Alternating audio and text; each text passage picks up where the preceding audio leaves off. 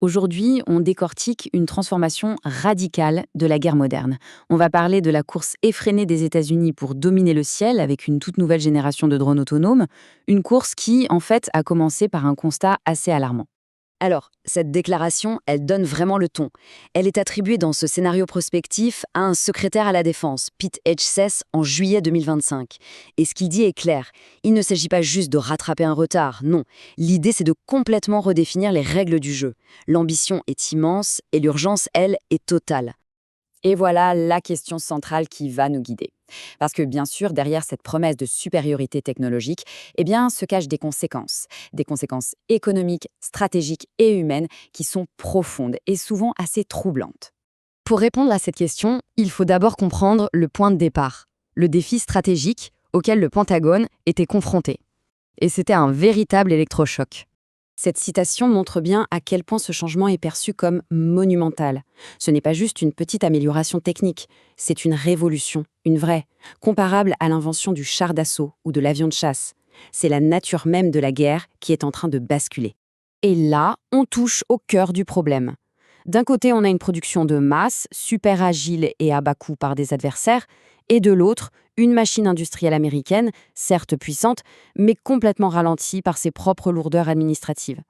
Ce déséquilibre critique a forcé le Pentagone à réagir, et à réagir très très vite.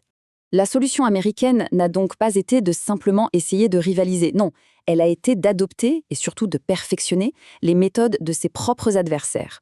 Une approche à la fois pragmatique et, il faut le dire, plutôt audacieuse. Et voici donc l'arme de ce fameux bond technologique, le LUCAS. Un drone d'attaque de type kamikaze conçu pour une chose, être produit en masse, à très faible coût et pour changer radicalement le calcul stratégique sur le terrain. Mais le point crucial, le voici, le LUCAS n'est pas une invention sortie de nulle part. C'est le fruit d'une rétro-ingénierie du très célèbre drone iranien Shahed 136. En gros, les Américains ont récupéré un modèle, l'ont démonté pièce par pièce et l'ont optimisé. Un peu plus petit, mais en conservant ses atouts maîtres, un coût dérisoire et une très longue portée. Mais attention, le drone en lui-même, ce n'est qu'une partie de l'équation. Le véritable changement, le vrai tremblement de terre, il vient d'une nouvelle doctrine militaire qui est, elle, entièrement pilotée par l'intelligence artificielle. L'objectif, il est très simple à comprendre, la vitesse. La vitesse avant tout. La doctrine vise à retirer l'humain de certaines boucles de décision pour compresser le temps entre la détection d'une cible et sa destruction. Le faire passer de plusieurs heures à quelques secondes à peine.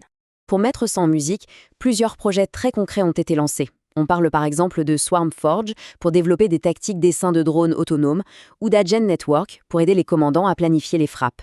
La guerre est en train de devenir une affaire d'algorithmes. Bon, maintenant voyons comment cette nouvelle technologie et cette nouvelle doctrine ont été mises en pratique sur le champ de bataille, et avec une rapidité qui est juste stupéfiante. Regardez bien cette chronologie, elle est parlante. En moins de 7 mois, le Pentagone est passé d'une simple directive sur papier au déploiement de ces drones dans 2 conflits majeurs.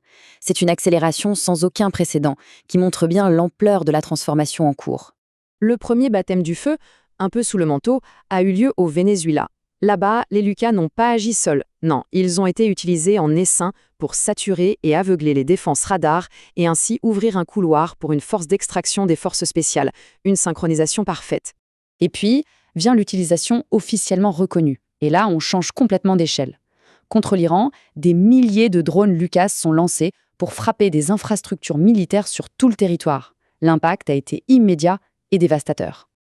Ok, des succès tactiques fulgurants, c'est un fait. Mais tout ça a un coût. Et c'est là qu'on en revient à notre question de départ.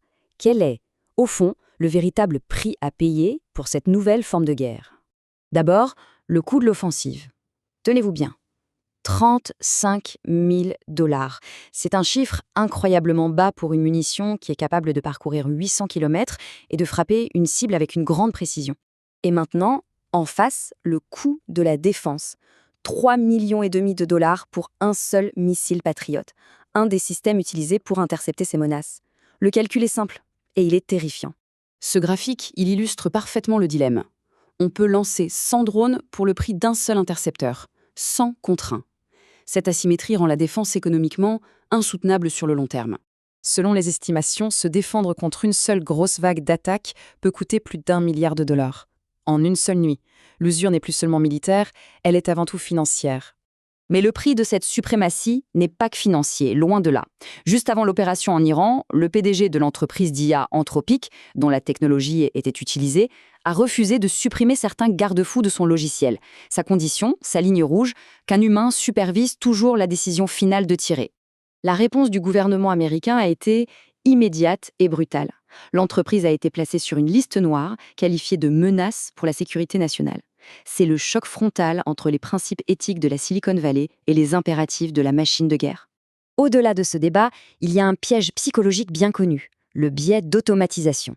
Face à la vitesse et au volume d'infos générées par l'IA, les opérateurs humains ont tendance à valider ces recommandations sans vraiment les vérifier. Ils deviennent, en quelque sorte, de simples tampons encreurs. Et les conséquences de ce biais, elles peuvent être tragiques.